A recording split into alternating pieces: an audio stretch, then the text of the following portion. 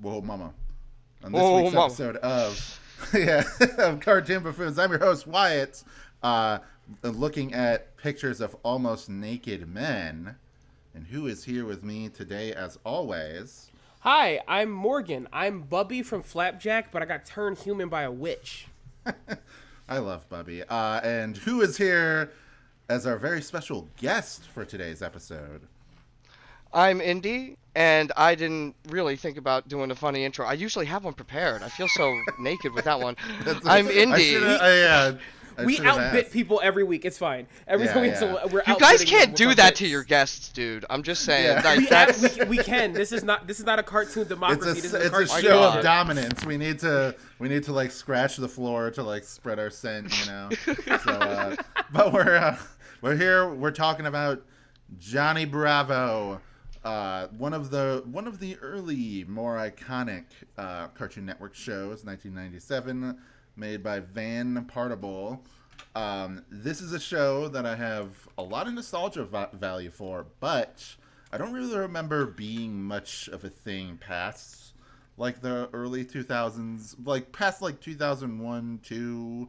I kind of like never really saw it that much on TV or on Boomerang or anything like that. So it has like a very interesting place in my head where I'm like, this is absolutely an iconic classic. But then I'm like, but unlike Ed, Edd n Eddy and Powerpuff Girls, I really haven't revisited it until doing this. But Indy, you are a guest. I chose this episode for you because I was like, you know, Indy kind of reminds me of Johnny Bravo in some ways. But later did I learn while watching Johnny Bravo that he really reminds me of myself in a lot of other disturbing ways that we'll get into. Really, as really, we go. Johnny is really who we all want to be, and Yeah. the thing about it is that Nope. he knows it. Uh-uh. He understands that. He Yeah. understands his power. It's Johnny's world, and we're just living in it. Oh, but 100%. I wanted to ask. This is your first time on here. What is your history with Johnny Bravo, and what's your history with just like Cartoon Network shows and everything in general? So I grew up in Southeast Asia primarily. Like I say Southeast Asia because we moved around the region a lot, like Singapore, Thailand, fucking Malaysia, Indonesia, and Cartoon Network was one of those shows that had a very early presence in Southeast Asia on cable.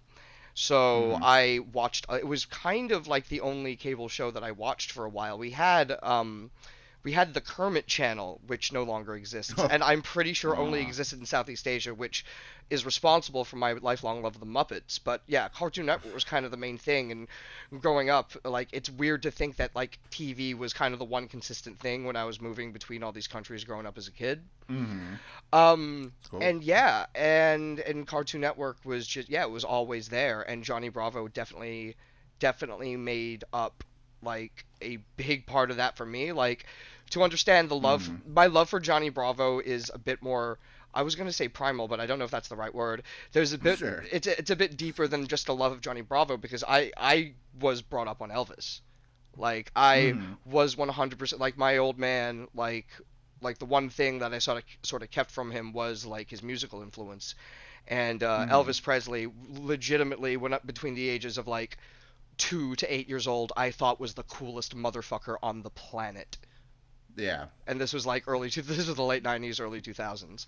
Yeah. And Johnny Bravo himself is, again, like, he's based on that specific American idea of cool. That, like, tight black shirt, shades. Specifically, I think Johnny himself is based on like James Dean and Elvis. But it's that specific machismo which really, I think, is the appeal of the character. And again, like, it's interesting to hear you say that, like, oh, Johnny Bravo is not one I've revisited since, unlike something like Dexter's Lab or Powerpuff Girls or Foster's Home. And I do think that's completely understandable, because for better or worse, what Johnny is a Pepe Le Pew for the 90s. Yeah.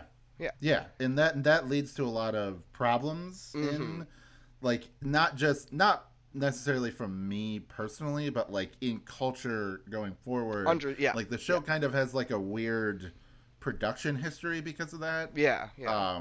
That we can get into a little bit, like, after we're done, like, going over our own like personal connections to it. But like, but yeah, that I love hearing about that. That I feel like, that's like, oh, I'm glad I got you on. Because, yeah, that's sort of like, more of a deeper connection to it than just like, I liked Mojo Jojo. I thought he was funny. Like that's and well, I'll be completely honest. Part of that connection, and I will say, like, for better or worse, Johnny was influential to me going into my teen years in terms of like that. But not the like misogyny, hey baby, come over here, give me a kiss shit, but that specific kind of I'm pretty kind of stuff. That like that specific kind of confidence was really big for me in my teen years. But more than that, I think, and this is going to sound very, I think, somewhat ostentatious, but I think Johnny Bravo might have been my first idea of cool, or at least like related, very very formative in terms of what I think was cool, because I do admit I am quite a retro person, and in that sort of sense, that sort of classic check me out, I got shades kind of stuff genuinely strikes a chord with me. Yeah, that makes sense. And like, I don't know, I love that kind of like, I know probably, like the 50s is like has a lot of problems, but like just the aesthetic and the Americana, like that kind of thing is like always interesting to me. Yeah, like Brando on the docks, Rebel Without a Cause, that kind of stuff. Yeah. So like that kind of in our like collective fascination with like that post World War II sort of era of like what is cool and everything like that, when like, historically it had all these problems and there was like the Cold War and segregation and everything, but like it's just like interesting that like America is like obsessed with that to, like, more than any other era. Like I would say like more than like the 20s, more than like the 1890s or whatever, like these other eras, like I would say like the 50s and then like Revolutionary War era. Those are like the two that are like focused on as far as like storytelling and like people like looking back like with those rose tinted glasses towards the past.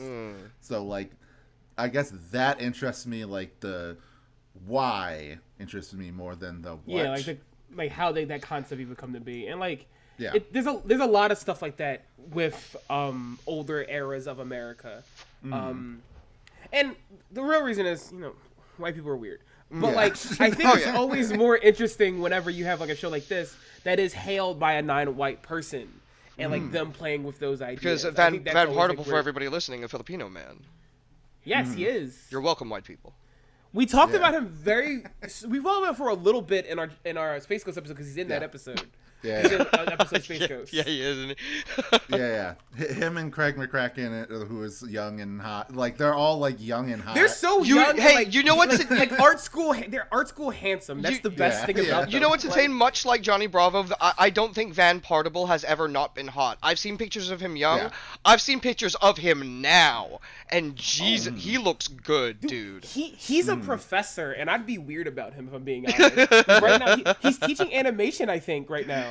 Like, so like, just like, damn. It's interesting how many like, because like Seth MacFarlane came from this show, Butch Hartman came from this show, and like I guess, I mean, they're both handsome men, I think that's like, I'm not necessarily saying Butch Hartman is the best person in the world, but like some would say the opposite, but but like it's just like a lot of weird hot guys working on on Johnny Bravo in like the early years. You got to keep the homoeroticism pretty up. You need pretty writers and pretty animators to make a pretty story.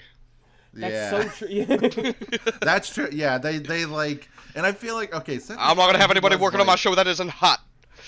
Yeah, he was like pretty dorky looking when he was like making Family, like when he was younger and he was working on Johnny Bravo and like making Family Guy and everything. So, but I do think that there is like a sort of level of like,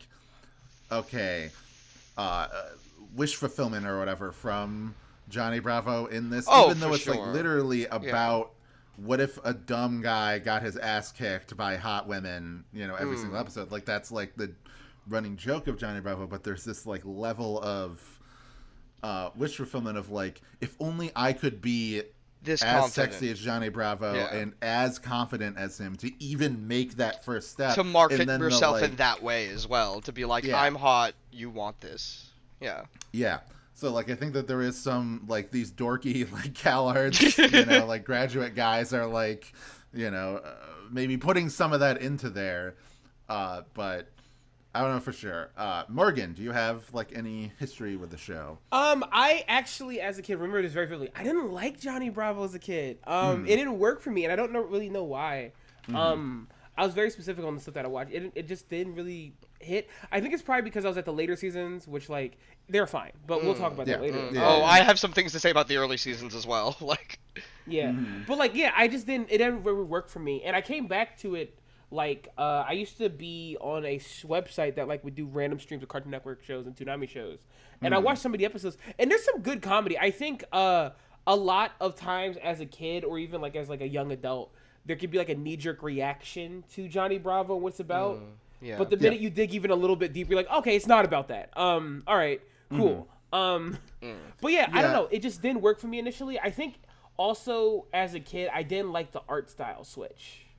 That's fair. It has like a few art style switches. It does. It very much. Like, we'll talk about those in a second. Yeah. It gets gets it like sharper as it goes on, like a lot of Cartoon Network shows kind of do. And then like season 4, it's like, and then it gets really round in season 4, which I mean, again, we'll get into. I have notes on why that happens.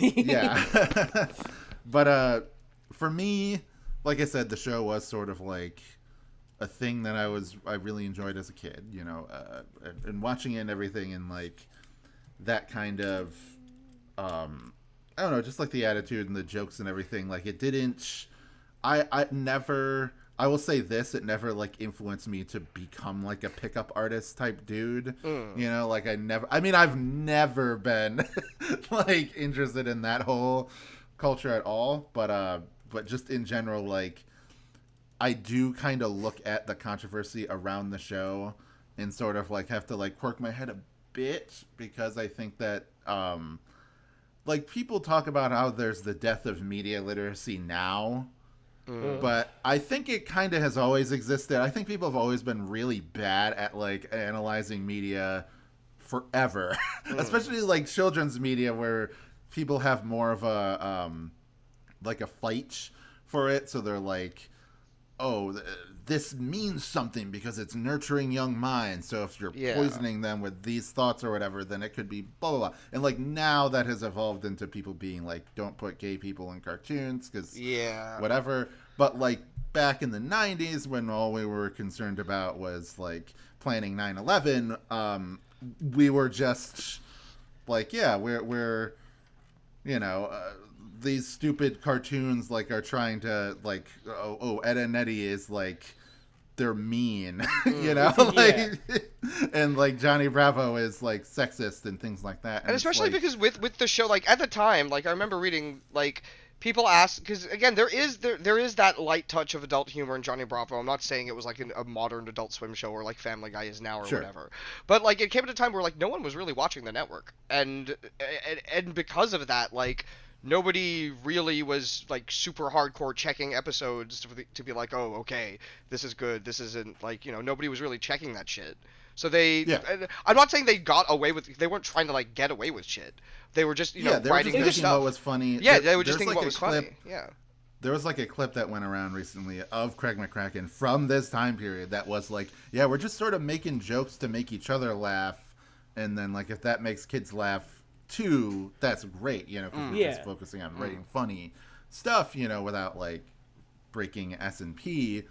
And in my opinion, you know, I guess my hot take, so to speak, of Johnny Bravo is that like I think the show agrees that Johnny is sexist. Yeah. Yes. So it's not trying to be like, oh, haha, he's like getting one over on these. It's like what we talked about with the Flintstones on the Rocks, where it's like the problem with that is like it's Fred is an asshole, but the special also thinks Wilma's annoying, you know, and it's like a harpy. It's not a thing where it's like, oh, clearly he's the one who's wrong and it's funny how wrong he is. It's like, look how wrong both of these are, which is like on a storytelling level more realistic, more balanced dynamic. But from a viewing experience, it's a little sexist that there's a woman that wants her husband to be present. Yeah, like, it's miserable to watch. It's like I don't need to watch fucking, Eternal Sunshine of the Spotless Mind on Cartoon Network. I just want to,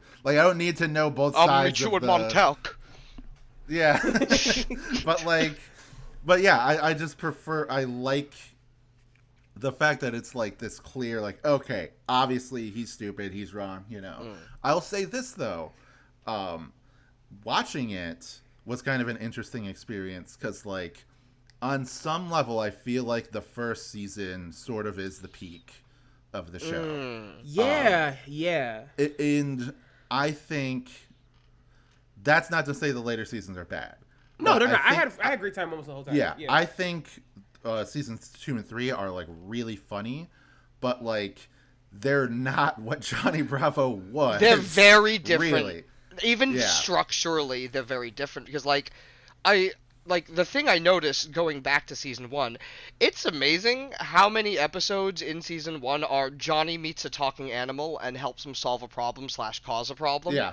It is alarming. I would almost say the one that sticks in my head from season 1 is that he goes, he does internet dating, which, and again, this episode is wildly precognitive in terms of how internet dating would go.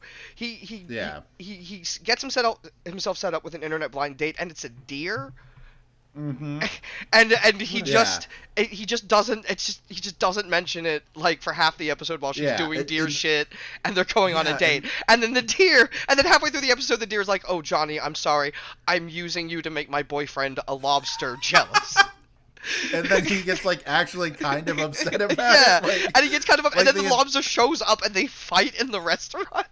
But also it's beautifully. It's I love amazing. And the thing is, I love that they also almost recycle that plot one for one with vampires. With the vampire, yes, season. They go, a sexy vampire wants Johnny. Johnny's like, oh, cool. She's just trying to make her vampire boyfriend upset, who's kicking Johnny's ass the entire episode. I'm like, listen, look. I want to say this is dumb, and why are you doing this twice? But also, it was funny. So I can't really get mad at but there's a level of whimsy and strangeness in season 1 that I think sometimes they try to recapture in later seasons, but it just doesn't feel authentic. It feels like they very much made Johnny, and then we're just in a room like this. What's weird? What's funny? Yeah. What situations can we put this guy in? What ridiculous things can we put this super macho confident guy in? Which is why, for some goddamn reason, there's an episode where he joins the French Foreign Legion. Yeah. Gets deployed to Egypt. What the fuck? And that episode also has a talking animal because his fucking French Foreign Legion partner is a goddamn camel. Yeah. Just I feel definitely as the show goes on, they kind of lean away from the Johnny is sexy, he's hitting on women, that kind of thing. And by season 3, I feel it is just really into Johnny is a weird man-child.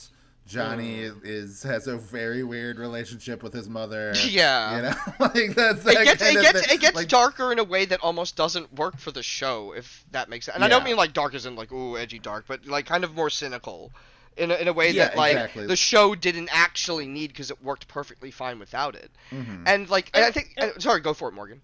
Yeah, I was gonna say, I get the knee-jerk reaction to go, we got to change the formula a little bit because the cartoon's going to be running for a while.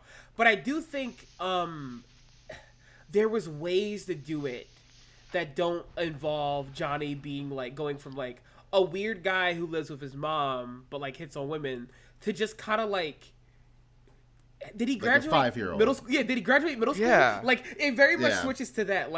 Somehow a character who wasn't that deep to begin with gets flanderized, and it's very interesting to see happen. Yeah. I'll say there's a few episodes in that batch where I'm this is very cynical, but it is still funny. I do think it doesn't I don't know, it never gets bad. I would say by season 4 it's a little bit strung out just because I think it doesn't work as well as 11-minute episodes. I think it's better just as a 7-minute episodes.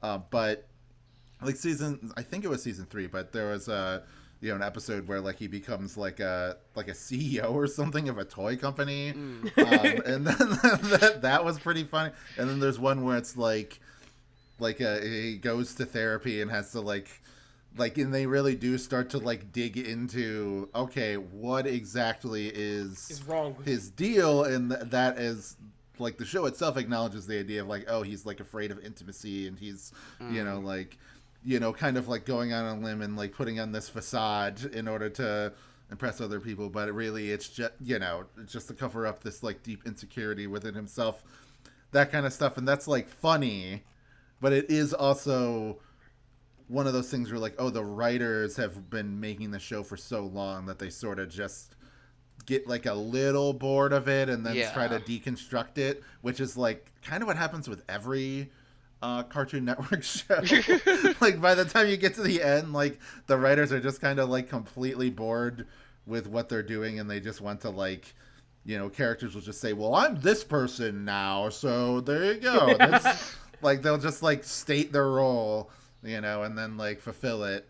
Like Camp Lazlo was a lot like that, and Chowder, and those kind of shows. They just sort of, Billy and Mandy, I feel like very early on just sort of gave up any obfuscation of being like a real show and just went full like meta deconstruction. We don't give a fuck. Speaking of Johnny Bravo, something that Johnny Bravo does that other cartoons at the time doesn't do is Johnny Bravo feels like a sitcom that's a cartoon sometimes. Yeah. And I think what makes it work for me is that the season 1 finale is a perfect example of this. When Donny Osmond's just kind of there, Johnny Bravo, like, it's like, yeah, we're doing this. It feels like Johnny Bravo's a show that aired in the 70s, maybe. And, there was definitely an intent. There was definitely an intent there, because a lot of those season 1 episodes, which like Johnny Bravo meets, I know was stuff they wanted to do, but the level of celebrity they ended up getting, like 2 episodes before that finale, Johnny Bravo meets Donny Osmond. You get Johnny Bravo meets Adam West, and I think a little bit before then there's an episode where Dionne Warwick just shows up. He's just like at the beach and depressed, and Dionne Warwick shows up, and they just have a conversation for some goddamn reason. And then the Farrah Fawcett one too, where it's like, how did you get what the hell?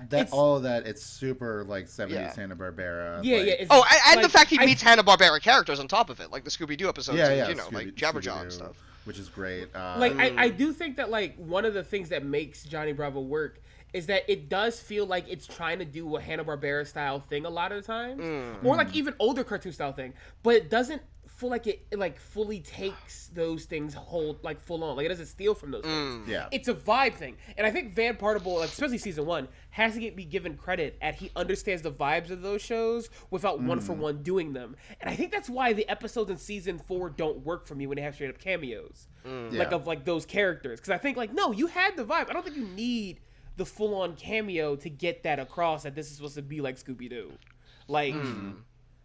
And it is. I think. Sorry, go for a while. Yeah, go ahead.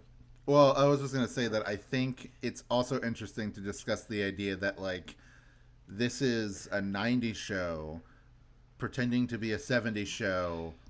In '70s, we're pretending to be '50s, so it's like constant generational repeating one another. And now we're getting of influence. Yeah, exactly. Like unfortunately though, and like now we got to the point where like nothing will ever move beyond the 90s, and we just keep on like rebooting and reliving things from like the 90s and 80s and everything. Like nobody is like, very few things, I guess like the only things that I can think of that are popular now that are trying to evoke like early 2000s, like 20 years ago from now, is like Smiling Friends trying to be like a Newgrounds cartoon. And that's like very 2004 sort of, everything. It's like less poorly aged, than those shows. Though it's still all the same fun people that we remember from Newgrounds making it. But either way, like that's like it's just kind of weird, like looking at like pop, like the Ouroboros of pop culture, just like constantly like turning and being like looking back at each other and everything. So like that's just a funny aspect of Johnny Bravo, like in its relationship to being a Hanna-Barbera show, because like Dexter's Lab was also trying to be like like that 50s and 60s Hanna-Barbera. Yeah, like but what if we added in comic books and anime into it? You know, like that was and that kind of Honey I Shrunk the Kids element as well, like in terms of the 90s stuff.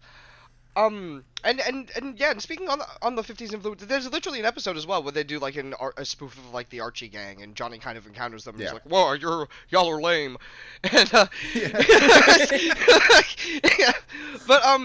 it's interesting talking about like what we were saying before, like again like the Ouroboros of influence, but also how that affects the structure of the show like post season 1, because again like. Talking about like season 1 where there's a lot of just like really weird like left field setups like Johnny meets an animal or Johnny joins the French Foreign Legion. Like season 2 and 3 for sure, like they simplify it a lot because it becomes a lot more focused on like Carl and Pops in the diner. And then like a lot of like the action of what happens takes place there, or it gets initiated there, and Pops and Carl will be involved. And for me, I was like, yeah, I remember liking Pops and Carl like when I was a kid. But then the episodes themselves are like, wow, this does not feel as strong, despite the fact the setup's a lot simpler now because there's like a hub for Johnny to go to that isn't just his house, because a billion of those episodes in season 1 they literally just start with Johnny just like, you know, prowling around town just going, oh, I'm looking for hot babes, and then something weird happens. Exactly. And then with season 2 it seems a lot simpler, but like like it's not as madcap. Like, well, that's not true. Like there's some like weird alien invasion stuff things, and like there's but it just doesn't feel as offbeat, if that makes sense. There's very much a move to set up his supporting cast to do more. Yeah, because little Susie shows up a lot more in season 2. Oh she's like a one-off character basically in season 1. Like she barely showed up, and then like she's now like she a character. Now she's like an actual character. And her then, personality changes too between season 1 and 2, because she's in 1 I feel like she's a lot more like, yeah, I'm good about it. I'm not really gonna drop the happy kid thing. In season 2 there's a lot more jokes that revolve around Susie going, Johnny's an idiot. She's like a super genius at times. Yeah. Where did this come from? Whereas before that, she was just like a regular little girl, and that's kind of why it was funny, because she was being annoying without knowing she was being annoying. And now she's Dexter. Yeah. And she, like I said in the therapy episode, like she's giving Johnny therapy. Like that's the like the joke there. And again, like so they really sort of like season 1 is so freeform and so sort of, like, oh, it can be an episode where Johnny like hits on a lady and then gets his ass kicked, but it can also be like whatever, like an episode, where this insane thing happens and like. It kind of is more like that, and then they really make it a TV show in season 2. They really sort of try to find that formula and dig into it that way, and that makes sense on like a writing level. If you have to keep making a show, you want to be able to, have like a reliable format to go to, but like, it unfortunately takes a little bit of the uniqueness away. I will say though that I do kind of like the art style. I don't know, like I do think that the art style in season 4 is like, it's like a little bit too far in the like, it's a little bit too different from what it was in like 2 and 3. But I do think it like fits better with season 1. Like it feels more in line with like whatever Van Partible's like art style probably is, like his natural just like art style. Whereas like it feels like it kind of evolved away from that and then like it evolved back into that by season 4. It's just very weird. I guess, do you want to talk about the production stuff, why that happened? I would love to know, I didn't look up any stuff about production. I just rewatched the show, but I would, I would love to know that. Yeah, well, meanwhile, we're a little lame around here. We stuff. Oh, you're good at your job. But season 1, Van Partible was very much still like doing what he does is like the showrunner and stuff like that and in charge. But whenever Warner Brothers got Cartoon Network, he was let go. So like 2 and 3, Van Partible like actually isn't like doing much work on that show at all. But he was brought back for a special and then season 4.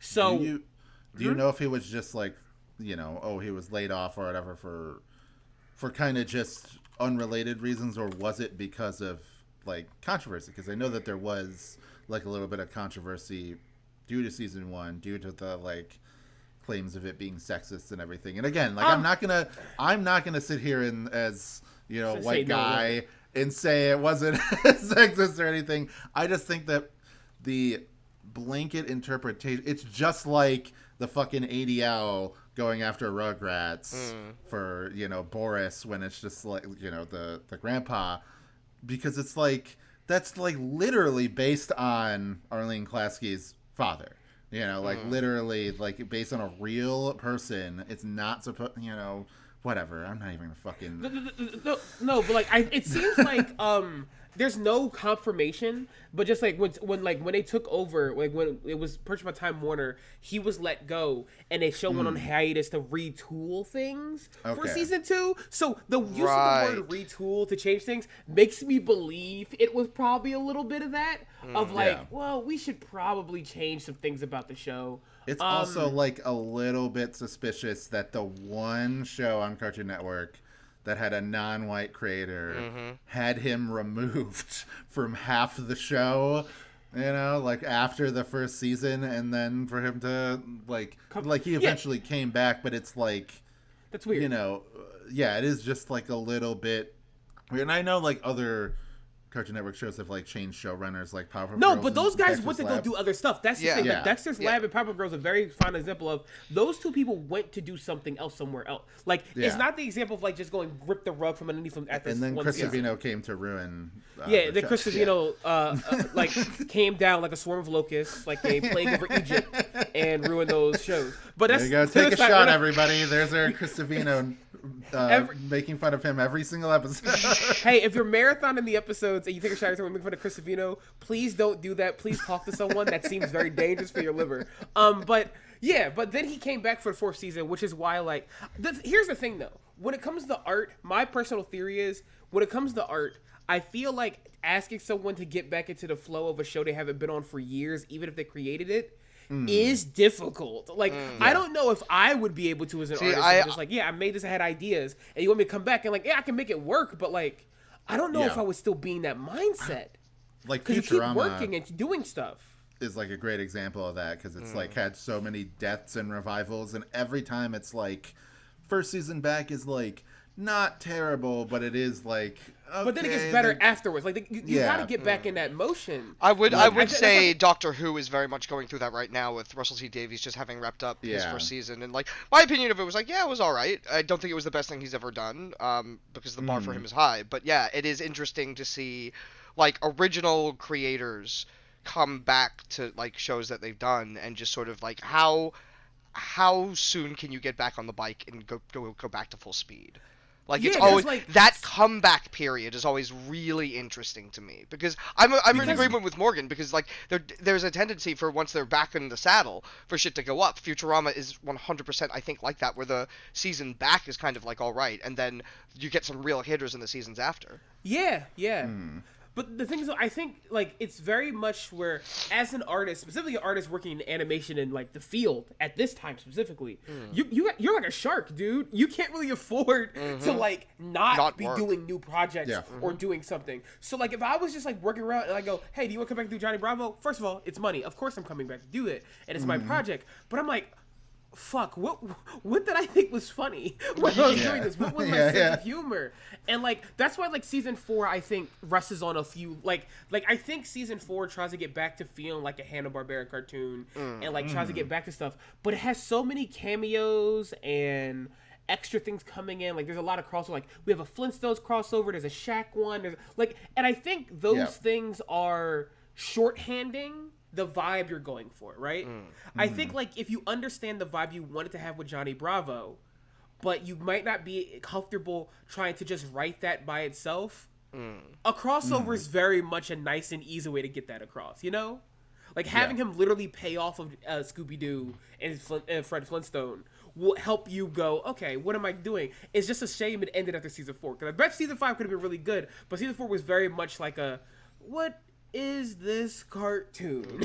Trying to get back on its feet and trying to like, and it feels like it is just a little bit too little too late, you know, because it is like 2002, so this was like right when Kids Next Door and Billy and Mandy and stuff were like taking off, like that next generation of Yeah, the Cartoon landscape Network was different. shows. The landscape changed, man. Yeah, it changed Adult hard. Swim yeah, had yeah. come and gone, or like, well, it's still there, but like that, like stuff like, I feel like Adult Swim sort of made it so, like they were the apotheosis of them making fun of Hanna-Barbera, and then nobody could ever do it again. Not even them. Like after they made like Harvey Birdman and C-Lab and Aqua Teen and stuff, like nobody could ever make fun of. No one ever came close. It was like we did it. We Yeah. peaked with it. We did the peak of it, guys. Let's do original stuff. And I took think... like 20 years until like Jellystone, basically, for them to do that again. Yeah, like I don't think like it, I don't think that like I feel like Dated's too hard on Johnny Bravo. Mm-hmm. I feel like saying Dated at that point in the like ecosystem of cartoons is too harsh. Yeah, but I do feel like it definitely couldn't hang, and I think that's why I as a kid never liked it. I feel like you watch it after no, please finish, because I was gonna say like I just feel like if you watch it in a time slot with stuff like Kids Next Door or even Ed and Eddie at the time, it sticks out. You're just like something's about this just doesn't feel right. And I think, especially with Johnny Bravo and a handful of those shows, they kind of like they stuck around longer than they were actually on the air, if that makes sense. Because like you had those ads that were like the first shared universe ads. Like the one I always remember is like Samurai Jack and Johnny Bravo doing their laundry. And that ad was on for like ages and ages and ages.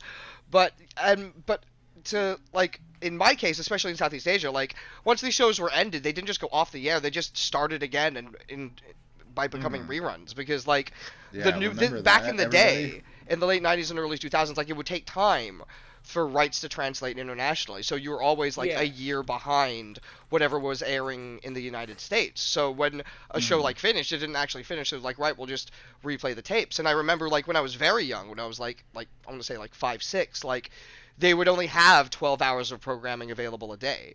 So like from like 9 to like 9, like you would have like the program, and then from like 9 to 9, like night to morning, there would just be the Cartoon Network logo, like not doing anything. Yeah, that is something that is like kind of hard for people to think about or remember or whatever, that there wasn't just a constant stream of content 100% of the time that there was like TV stations like stopped. Like they just like are like, all right, that ends. Yeah, that's it. That's all we got. That's all, folks. Yeah, and then like, whereas like in the like just a few years later, it would get to the point where it was like, you could watch Cartoon Network, like these cable channels, like you'd be up all night and you can watch Astro Boy at 5 o'clock in the morning, and you can watch Tom and Jerry, and like I always got really scared whenever it was like a Looney Tunes and they put the thing at the beginning that's like, this is racist, like the big like text thing that says that, like that always like really, I was like, oh my god, this is fuking serious. You're about to see Bugs and Daffy do some shit that are gonna make you look at them in a very different light, please. I do want to mention about I have to come back to this because I have to make sure all people feel heard. I do have to mention the Johnny Bravo Samurai Jack laundry stinger. All my do you Yowie think fans they're so good. Do you think anyone had a fucking clue the amount of art? Some poor gay child saw that, and like that poor child saw that and went, well, I think this is it. What do you mean? Yeah. I think I'm going to then learn to draw for no other reason to draw these two men being deeply, extremely in love. And you know what? I can't even fucking argue with it, Yeah. Listen, let me see your fan Wasian Johnny Bravo Samurai Jack child. Show me the art you drew. Look, that's got to be better than the people who watched that and went, I think I have a thing for stalwart Asian men now, or I think I have a thing for white men now. It balances. It balances the most out. normal person was like, I just love this couple. Yeah. It's just so great. And I do think, like, on like a more serious note, I think the strangest thing about Johnny Bravo in hindsight is that it lacks the prestige a lot of cartoons have from that time period. Yes. It doesn't have a big movie. It has a movie, but it doesn't have like a big, like, serious movie. Oh, I'll get to what I think is the movie for Johnny Bravo. Yeah. But it doesn't have like a Dexter's Lab style big movie or a Power Rangers has the biggest one. It doesn't have like a. There's not like a huge culture around it. Like there isn't like people aren't posting memes and stuff of Johnny Bravo. Like it's very like I know that's not a very good metric, whatever. But I get but like people there isn't that like same level of it's like we were talking about with Mike Lunog where it's just like it is kind of a forgotten show, even though like this is way more iconic than Mike Lunog, but like I feel like Johnny Bravo feels like a cartoon everyone knows, but no one was shaped by, like in a way that like they post about. I think there's a lot of people who definitely like formed a lot of ideas of like humor and like they could just talk about ideas of cool and stuff. But it's like I don't know, it's weird because like this is a thing that also Cartoon Network themselves do not forget about this. Like whenever there's an anniversary thing, whenever there's like a video game like Future Fall, Johnny Bravo will get involved and be part of it. But it won't ever be involved to the level of stuff like Samurai Jack, Dexter's Lab.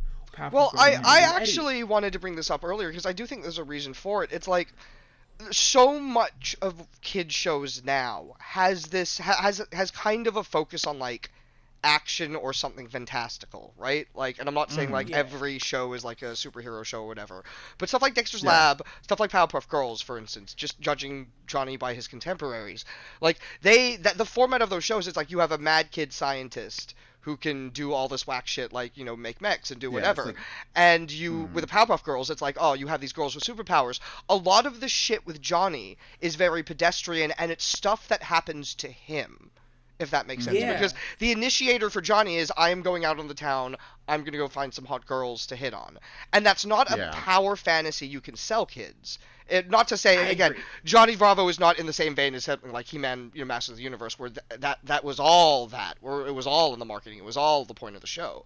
Yeah. But like, I think the reason for that sort of making it feel almost less beloved or less sort of less relevant now is because of that sort of it's very at its base, it's about a normal kind of weird guy, but with really weird shit happening to him, and they don't really make a lot of shows like that anymore. I don't mean this in the sense of like, oh, you couldn't make Johnny Bravo now. You couldn't for certain reasons, like for sure, and you shouldn't for those reasons. But that specific of like, oh, it's a grown man. It's a grown man, not a kid. It's a grown man that weird shit happens to. I could definitely see an executive that like had this show took that lesson. Like we keep hearing all the time the bullshit of you can't make a kid show that's not about kids, and I feel like someone might use this show as proof, and they'd be wrong. But I definitely agree. I think the idea, like, I think you can definitely make a kid show that's not about human kids, right? That's absolutely doable. But I do think that like Johnny Bravo is proof that like while kids will enjoy the show and remember it and watch it, that's not the issue. The issue is there might just not be a level of projection that we have. There's less power fantasy there. There's less like no, very few kids were like, oh, I want to be Johnny Bravo. Apart from the kids, I guess, who like knew what dating was super early. Yeah, like I also think that maybe that's why they like infantilized him in like season 2 and 3 and everything. Is like try to make him more like a SpongeBob, more like a kid in an adult body. I do oddly think as well, like with that, the show is very aware and almost conscious of the fact, like I can almost see an executive being like, there's not enough action in the show, because again, in that first season, in addition to the animal setups, and this is throughout the whole show's lifetime, there's a lot of episodes that have to do with superheroes, like either Johnny, there's multiple episodes where Johnny like becomes a superhero, or pretends to be a superhero, or helps a superhero, and on top of that, like the first season, and I had completely forgotten about this, was like a double feature with Jungle Boy, and Jungle Boy has that sort of power fantasy. It's about a kid with super strength aspects, but Jungle Boy's gone by the end of the first season. Like that segment doesn't exist. They literally do like almost like a farewell Jungle Boy episode where Johnny meets Jungle Boy who's been mind controlled. Yeah. I there's two things I definitely want to talk about. One of those being the Johnny Bravo gets turned to a woman episode is so fucking funny. Yeah. It's very much like an episode people talk like, oh, he realizes that like sexism is real and wants to fight. Yeah. Look, that's super cool or whatever. I truly think the funniest part of that episode is here is someone else do Johnny's voice. Yeah. Yes, I agree. Yeah.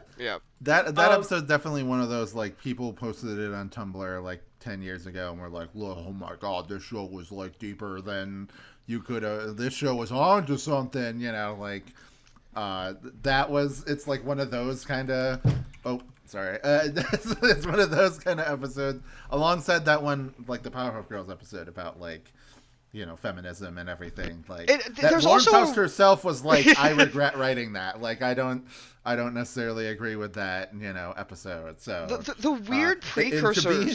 Sorry. Yeah, well, I was gonna say, to be Lauren Faust and that's the thing that you regret creating is like very. That's very telling. The weird precursor to the specific Johnny Becomes a Woman episode as well is that I think it's like there's season 1 or 2, there's an episode where he gets sent to a woman's prison and nobody believes him right up until the end of the episode where he like gets out. Yeah. I think the one thing I do need to talk about, this elephant in the room, regarding Johnny Bravo before we go on and talk about some of the post-series stuff, is I do have to say I'm very amused in general by like shows and cartoons or whatever that have like adult man has like a close relationship with their mother, just because I am very much the same, like I have I go, on a weekend with my mom to go visit my aunt and uncle and everything, like every year.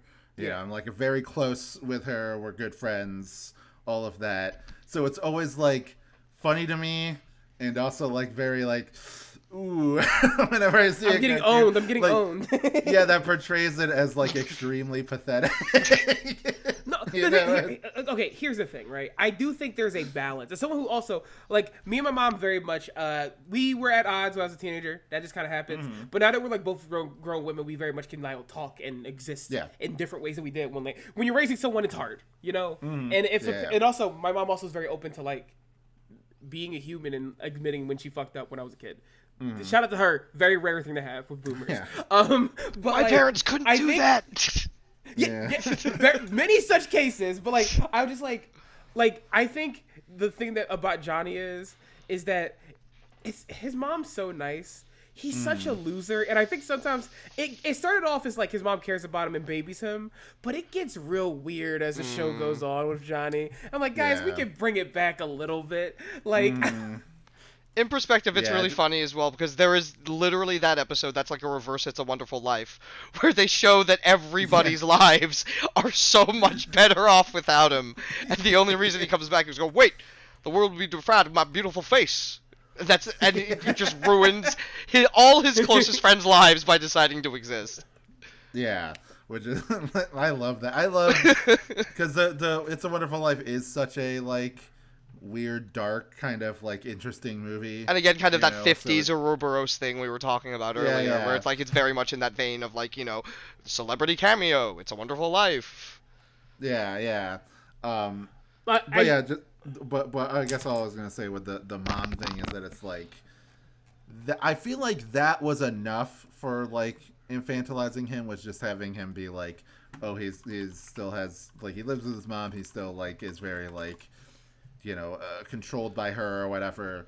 Like, you don't need to go as far as like, oh, I mean, here I am surrounded by toys in my office, but like, you need to have him be like, play with action figures and do things like that. I have like Power Rangers toys like right on my desk next to me, but like whatever. But it's just like I said, it like goes like a little bit too far into the whole. Like, it's just easy humor. It's not like I'm not offended by it necessarily. It's just like it feels cheap. It feels cheap. Yeah.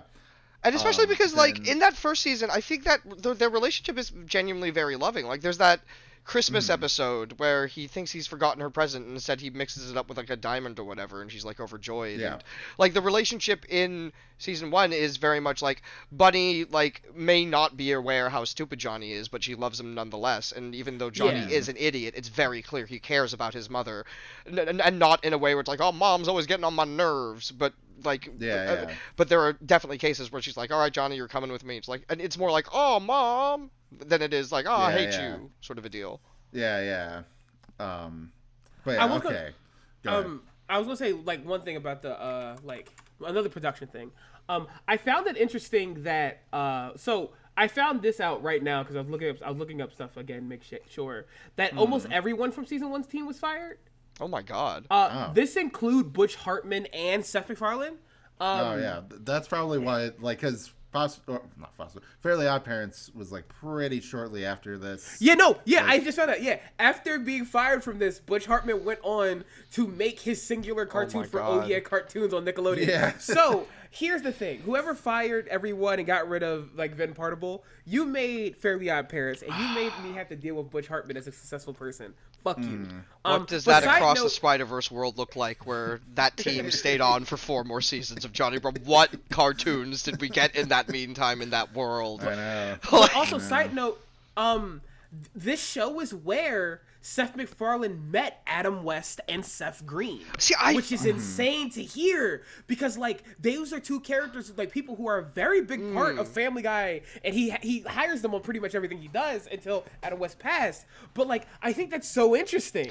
I theorized that during the Adam West cameo episode because watching it, it's like, man, he's no different in that episode to the way he is in Family Guy. Like, it's almost like the genesis of the Adam West is a kooky, weird, rich dude who sometimes forgets he's not Batman. It is that character 100% in that episode, transplanted into Family Guy for like 1 billion more seasons up until, like you said, he passed. Yeah, like, I think it's so nice that, like, he talked, like Seth MacFarlane said, Johnny Bravo is, like, where he got his start at Hanna-Barbera / Cartoon Network. And I think it's so nice. As someone who like does enjoy some Family Guy episodes, like I think whenever Seth is like really on his ball and not trying to parody something, but just writing a joke, he's on his shit. I very much see the connective tissue. There's a lot of it in the way he like does space and reactions and stuff like that I can see from Johnny Bravo. It's just, I don't know. I love the web. I talked about this on multiple episodes. I love the web of creation in cartoons. I love these 2 people work on this and then they have to leave and then yada yada yada yada yada. What was going on in the 90s too with like I guess there was nostalgia for Batman, right? Like the 60s, because like BTAS also had like really good Adam West, like episode where like Beware the Gray Ghost. Oh God, it's so good. Oh God, it is. Adam West is also just a hell of a voice actor. He's a hell of an actor.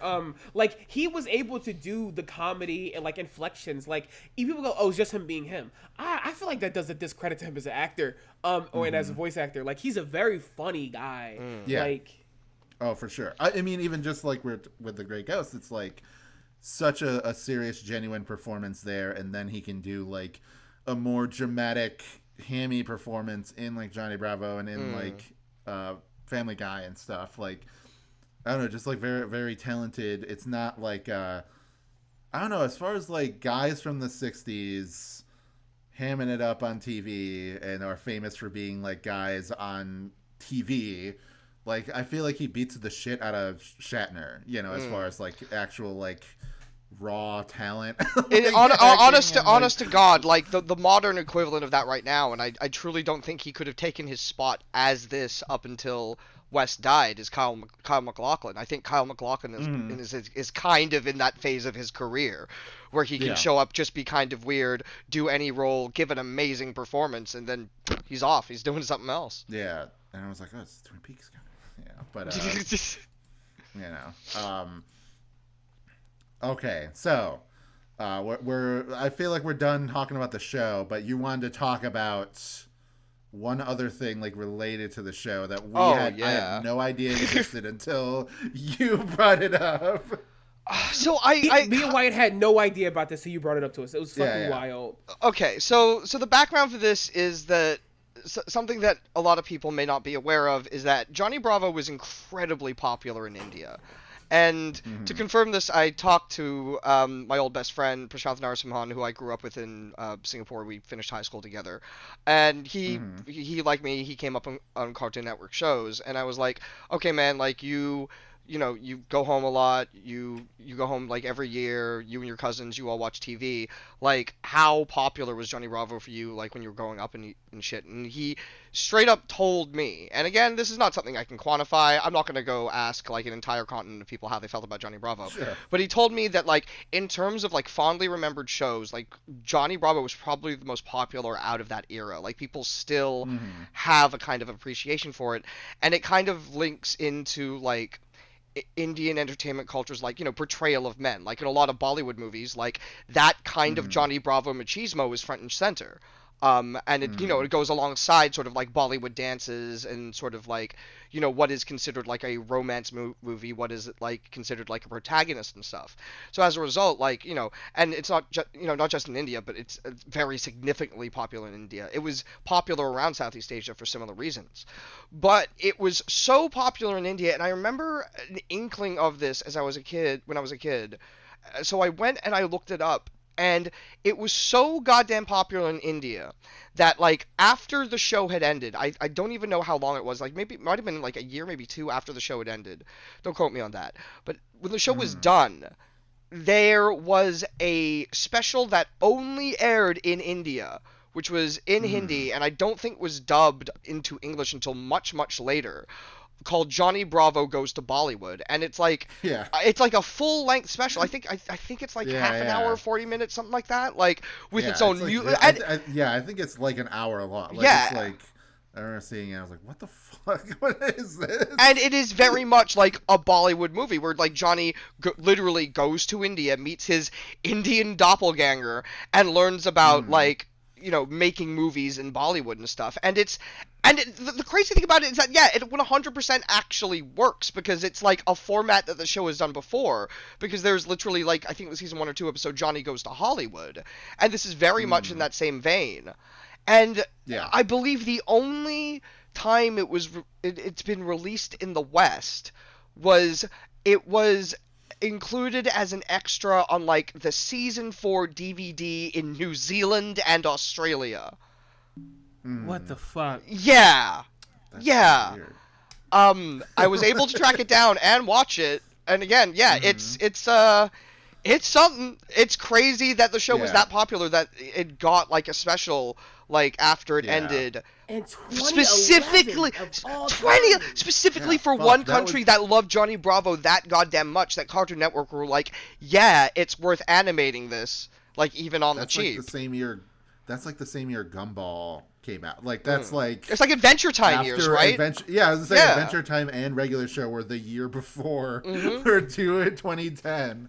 Which is like, Regular Show, I feel like, was like the last bastion of kids shows that were allowed to be about adults, you know? Yeah, and even then, it's kind of... There's kind of that gap because they're anthropomorphic animals. So, like... Yeah, they're anthropomorphic animals, and they're also, like... Burnout, early 20, you know, like that kind of, like, it's webcomic vibes, right?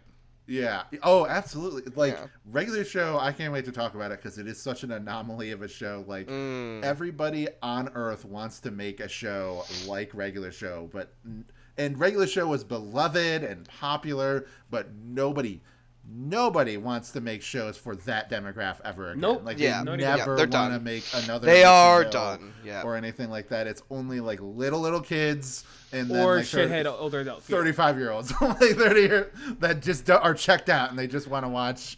You know, this is Rick and Morty. You know. Look. That being said, I'm very hyped for Caped Crusader when that happens. I can't wait for that shit. Yeah. Oh yeah. I mean, that's the thing is like. I don't know. There is still cartoons and stuff that are coming out that are like about like older characters and everything like that. But it's just like you don't ever get ones that are sort of like I don't know. You have stuff like Legend of Korra or something where it's like, okay, these are like older teenagers and they're grown up, but that's not a realistic world that they're in. I think we've lost our bumper shows. Yeah. Like those transitional shows. We've really lost them. And it is a bummer. The tweens, right? Like, Kitty Bobo. We need to bring him in. Do you know Tara Strong and Tom Kenny are in this Bollywood movie? I'm looking at the cast. So is fucking Cree Summers. Yeah. This like they call this movie is like the fucking Expendables of cartoons of the 90s. They called in all the voice actors. I guess we should talk like a little bit about Jeff Bennett, before wrapping up, just because like an absolute legend. This really is like his starring role. Yeah, I feel like he got started as the dad in Dexter's Lab, and then but he became Jeff Bennett. Yes. And as Johnny Bravo, like that to me. And then he's in a ton of other stuff. Yeah, he's in the Penguins of Madagascar. Come on. Yeah. Yeah. And then he's the Red Tornado in Young Justice. He's Prowl in Transformers Animated. He's Alfred in Batman Year One. I'm just gonna be listing the superhero ones I know him from. Yeah, but I will say, there's a Noah Caldwell Gervais video about like the Star Wars Dark Forces and Jedi Knight, Jedi Academy games, and Bennett is Kyle Katarn in those games, and the character that Gervais notes when he's talking about Bennett is in fact Johnny Bravo. He goes I believe the quote is specifically Bennett played cartoon funny man Johnny Bravo, and it's that same kind of confidence and swagger he brings to Kyle Katarn, and I think it's just it is that role that he really owned, right? If you know anything about voice actors, you know anything about people who've been around, and you hear Jeff Bennett, it's like, man, this guy should have a show. He's got a show. Yeah, he had that show, yeah, and he rocked it super hard. Yeah, and that's I guess that's the one thing that we can say. I think overall, Johnny Bravo is all 4 seasons are funny. They're all very funny. Yes. There's parts of it that haven't aged well, and there's parts of it that kind of get lost in the shuffle or get mixed up. But overall, it is still a very watchable show. I watched a lot of it on my laptop in the kitchen while I was cooking or doing the dishes or whatever. Just very easy to go through a ton of episodes. That way, there's a great King Kong parody. What more could you want from that? But it is a show where I guess it kind of makes sense that it is a little bit to the wayside, but it is it did have a long 4 seasons is nothing to sneeze at. Going is being on air in 2004 is. Exactly. That's a good fucking 1997, 7 years of airing, consistently throughout that time, and it is one of those shows that I can bring up to my mom or dad, and they'll know what Johnny Bravo is. They'll I can talk about, I couldn't go and say yeah, you remember, My Gym Partner's a Monkey. They wouldn't. They would be no, I don't remember that. Yeah, what the fuck are you talking about? Or Total Drama Island or whatever. But if I told them Powerpuff Girls, Dexter's Lab, Ed, Ed and Eddie, Johnny Bravo, those shows for sure. I feel Johnny Bravo is it is a little bit below those super iconic change the game kind of shows, but it is still in a league of its own compared to a lot of the stuff at the time. And and just in general, Cartoon Network is kind of has a really good batting average in these early shows. Their weakest show is good as hell. I mean, okay, maybe not Cow and Chicken, but not Cow and Chicken. God, I'm glad you asked me for this show and that I didn't have to revisit Cow and Chicken, because I remember weirdly but we fondly. got Isaac to do that. So. Oh, that's a perfect fit, actually. Yeah. kind of I remember it as a weird precursor to Invader Zim-esque sort of Jonan Vasquez thing, but we're not. Yeah. Mm-hmm. Yeah, and but yeah, so I don't know, just a fascinating legacy. Van Hartable, I hope he does I don't know. It is weird, looking at some of those older creators, like Craig McCracken and Genndy Tartakovsky, and there's still Genndy Tartakovsky has gotten so many fucking chances to make shows so many times. Mm-hmm. It's just like kind of insane. Like the fact that it's like he's like, oh yeah, I'm making Primal season 3. I'm like, what? How is there a season 3? It's okay. It's because I truly think that like he got like they were giving out chances, and I think his like blind pull of going, what if I made a cartoon for me again in Samurai Jack and somehow slam dunking one of the most truly acclaimed cartoons of all time? Yeah. It has earned him the we kind of gotta let him do whatever the fuck he wants every time he asks. Like, we kind of just gotta let him ball out. And they do. See, he balls out so much, he doesn't even think about fucking Dexter's Lab anymore. Like, what the fuck is that? Yeah, and exactly. Tartakovsky almost has been elevated that, like, Kojima-esque auteur status amongst people as well. Where it's he's very much viewed as more artistic, more deep, more cerebral. Mm-hmm. Whereas, like... Yeah, go ahead. Or these guys are like, you made a funny show. Where it's like, he made the funny show too, guys. Like, he comes from the same stock. Like, he's like, no, I do the show where we go 4 episodes without a single word of dialogue in Samurai Jack, and none of y'all can do that because they wouldn't let you. And he's right. He's right. Yep, he's right. No one, like, I got a primetime Emmy, so what the fuck are you doing? There's something in my fanboy heart that is angry. Like I love Indi, right? And I like this.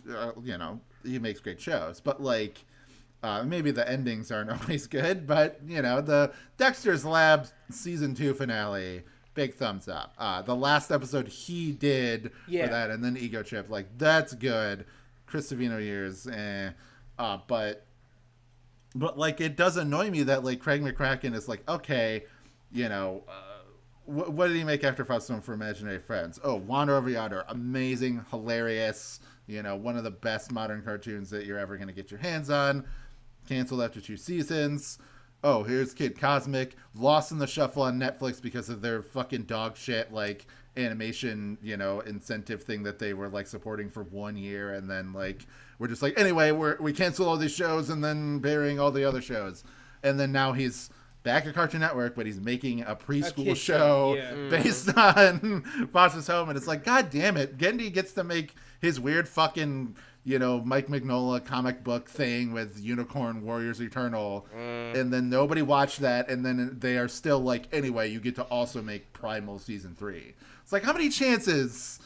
Again, like, how many fucking chances is this guy going to? I'm kind of glad Bruce Timm was largely relegated to like direct-to-DVD video releases when he stopped doing wider like Justice League stuff. Like I am happy he's back working on a Batman show specifically. Like I am looking forward to. Again, sorry to bring this back to superheroes. It's just kind of like no. But the thing is, even though like it does bum me out that Van Partible hasn't gotten another swing, like a big swing. I do think, however, no matter how dire animation is being treated, right? It is nice that he's like helping people still. That he's still, like out there and making people do things. He's still involved. Like he's still present. I am sad that he didn't get another chance to like make a big thing, but like some people don't need, like that's something I totally believe in, is that there are some people that are like, maybe you're just not, maybe you shouldn't be a showrunner. Like maybe, like that was kind of my feeling with, like, I'm not going to get into this whole rabbit hole, but like with Gravity Falls and Alex Hirsch, like, I don't think it was a good idea to give a like 24-year-old guy the keys to run a show, like a television show that's animated, by Disney. Like, it just seems like way too much responsibility for somebody that young and reckless, and like, he kind of like, I don't know, it kind of like left him in like a weird place. He hasn't really made anything since, just because I think like, and clearly he didn't have a great experience like doing it either. Yeah, and it is just like one of those things where it's like, well, maybe it would have just been better if you didn't do this. And like, there are other shows I can think of that are like sort of exemplified that, like being Puppy Cat, like the creator was very much like somebody that just didn't have the personality to fit with what you need to do to be like a showrunner. And that doesn't necessarily like determine the success of a show, like that kind of thing, but it does determine like the sometimes people are fine with making a million things, and then sometimes people make like one thing, and then they're just like, okay, they're done. And I think the fact that he's been a professor for this long shows he has always probably been good in leadership positions. Like I have absolutely no doubt that stuff is really good. Yeah. Absolutely. Like I have no doubt now that if like I don't know if he ever wants to, but I have no doubt now if somebody said, "Hey, do you want to run a show?" that he would be able to run that show and hopefully guide, mentor people the way he's been doing it, as a professor for the last couple of years. Yeah. But okay. I think that'll do it. I think that we've had a pretty good conversation about Johnny Bravo and cartoons and everything, as we usually come to have pretty good conversations about like the state of modern cartoons, and like both a depressing but in a like optimistic sort of like, like, oh, there are these things here that I could see being good in the future or whatever. So just thank you for coming on, Indi. Thank you for having me. Thank you for having me. I'm very happy to talk about Johnny Bravo. It was a hectic month, I know. Oh, yes. Try to getting it all settled and everything, but I'm glad that we got it done. It was just like glad to have you on. So why don't you go and plug yourself before we go. Where can we find you on the internet? You can find me pretty much on Twitter at @citizen_mask. I have a pin there for my Ko-fi if you'd like to come support me. I've had some stuff happen to me recently. The strip club I was working at burned down. But yeah, I'm pretty much just there these days. I'd like to get back into streaming at some point. I'm on Twitch and stuff, but I'm not really focusing on that right now. Just getting, some shit together. But yeah, thank you so much for having me. Thank you, Johnny Bravo. If not for you, I would not be the sexomatic Venus freak that I am today. But yeah. Yeah, Johnny Bravo, you're like, I need to actually get laid. Unlike Johnny here.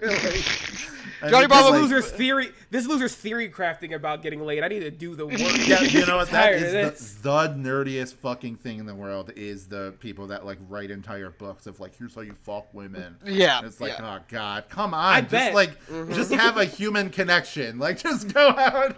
And everyone out there, don't be scared to text first. Everyone out there, do not be scared to text first, guys. I'm serious. And the most important lesson you can take away from Johnny Bravo is don't be afraid to be upfront about your intentions. Because Johnny never lied about what he was there for. In fact, there's a great, again, sorry not to mention another episode, but there's that great episode about that guy who's like, oh, you just have to fake sincerity and you can do it. And it's the one episode that actually kind of paints Johnny in a good light because he's never lied or never at least in this season, he's never deceived anybody at that point. So always be straight up about your intentions. And if you get rejected, move on. You'll be all right. But Morgan, what about you? Oh, it's me. Hi, I'm Morgan. You can find me on Tumblr and Blue Sky until I burn it down, and other websites at Girl Next Vor, all one word. Yeah. And I'm also on Twitter, but as we all know from the other episodes, it's a secret. You got to do like the Ace of Tony to figure out where I'm at. So once you do all your little work and your little ARG, you'll find my Twitter account where I draw and talk shit. That's kind of what I'm good at. Yeah, you have to do like a Zodiac Killer style puzzle to solve where you. There's a timer in the corner. If you don't get it, I release tigers into your childhood home. It's a whole deal. I'm sitting on these tigers. It's taking a while. I really need someone to get to that part of it. But they're starving to death. I feel bad for that old Chinese family that moved into my childhood house back home. But I'm also working on a project that's a secret. But whenever it's out, I'll fucking promote it here about it. But yeah, that's pretty much it. And Wyatt, what about you? Well, go on over to Patreon if you want to catch our Ed and Eddie episode, which will be next.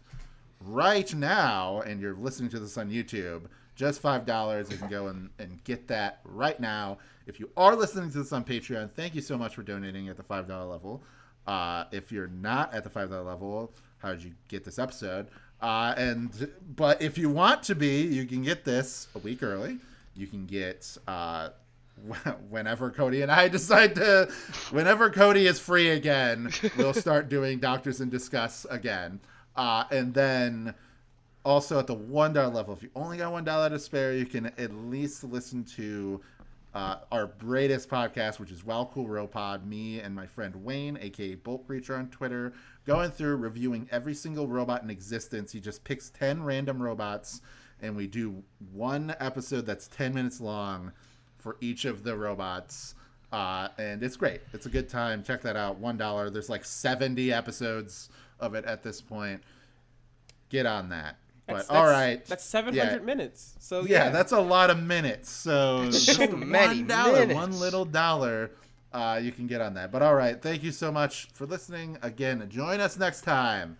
Go on down to the cul-de-sac and talk about Ed, Edd n Eddy. Some real dork shit over there. Later. Stay cool, little mamas. Yeah.